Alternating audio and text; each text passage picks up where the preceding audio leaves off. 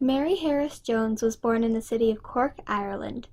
Though her true birth date has some speculation, she claimed her birthday to be May 1st, 1830. Her family was poor, so her father, Richard Harris, left Ireland and came to the United States in 1835.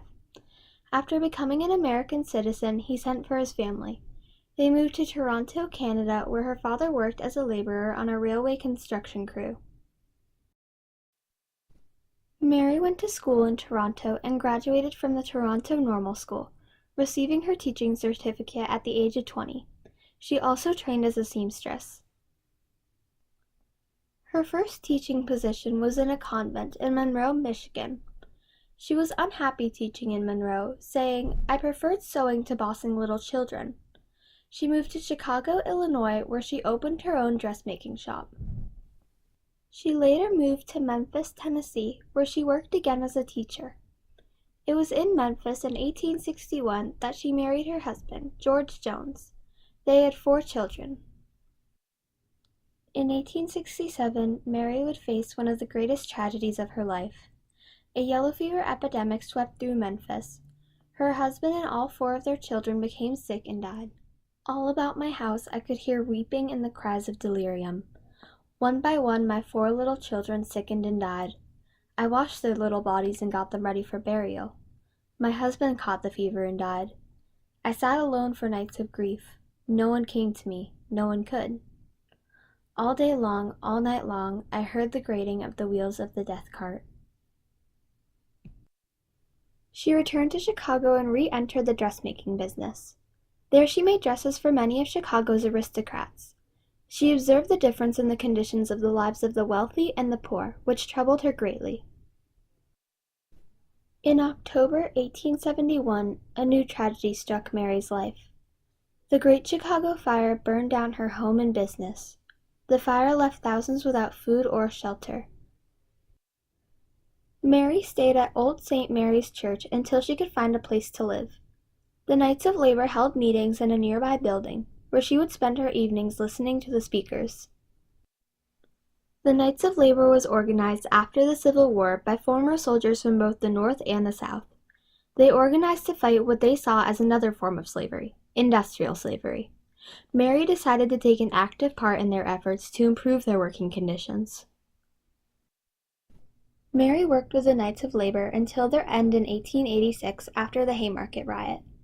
Soon after their demise, she went to work with the United Mine Workers, another popular labor organization. She traveled all around the country, organizing strikes and delivering passionate speeches. The motherly care she showed to the laborers earned her the title Mother Jones by striking miners in 1897. In 1902, Mary was put on trial for violating a juncture against her by speaking at a meeting. At her trial, she was called "the most dangerous woman in America" by District Attorney Reese Blizzard. Her fierce personality charmed the judge, and he did not sentence her. Mother Jones came to the Kensington section of Philadelphia in June 1903 to support the 46,000 striking textile mill workers. It was the biggest strike in Philadelphia history. They were striking for a 55-hour work week and better wages. More than 10,000 of these strikers were young children. Many of these children suffered amputations and various other injuries because of the brutal conditions in the mills. Although there was a Pennsylvania state law prohibiting children working before the age of 12, it wasn't enforced well, and many mothers lied about their child's age, saying it was a question of starvation or perjury, because their children's fathers had been killed in mining accidents.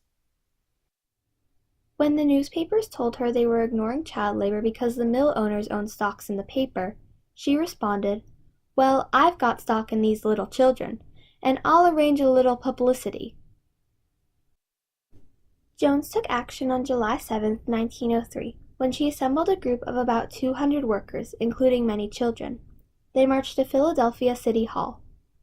Mother Jones held up the maimed arms and hands of these children and declared, "Philadelphia's mansions are built on the broken bones, the quivering hearts, and the drooping heads of these children." When she saw the city officials gazing out of the open windows, she proclaimed, "Someday the workers will take possession of your city hall, and when we do, no child will be sacrificed on the altar of profit." Soon after, Mother Jones had another idea to help the child laborers. She organized a group of young strikers and their parents, about 200 in total, to be her army. She set up a 100-mile march from Philadelphia to New York City, where she hoped to speak with President Theodore Roosevelt. They were fed and housed by Unionists, Socialists, and other allies of Mother Jones.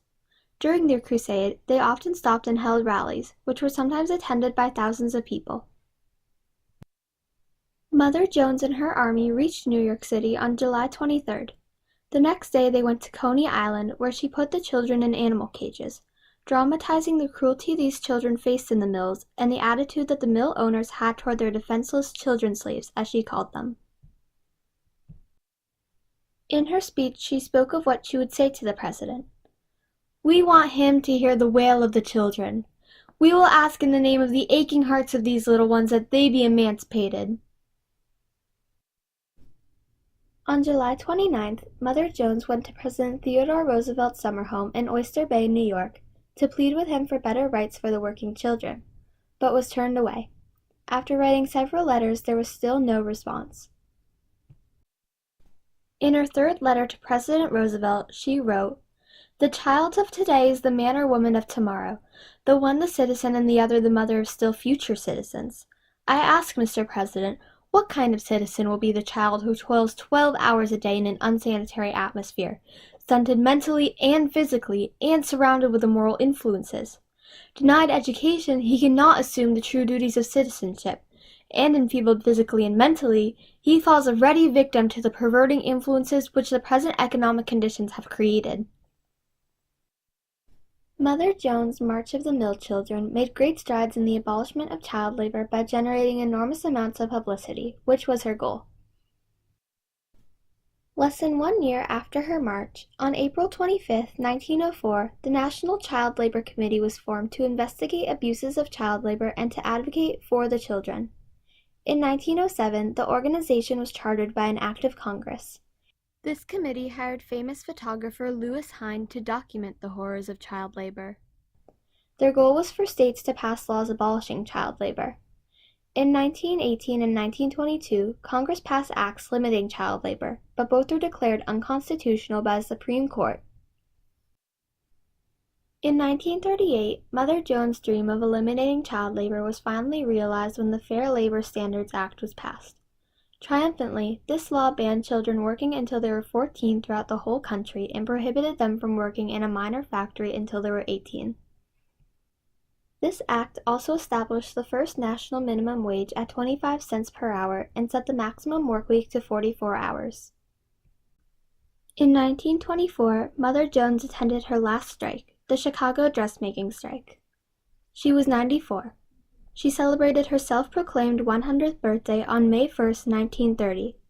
That day she delivered her final speech, finishing with, "And I long to see the day when labor will have the destinies of the nation in her own hands, and that she will stand a united force and show the world what the workers can do."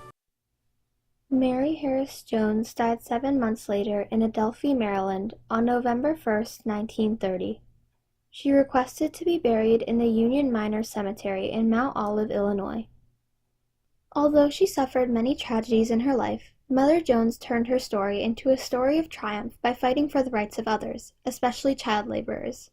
She was not afraid of guns. She was not afraid to be jailed. She loved her cause the way a mother loves a child.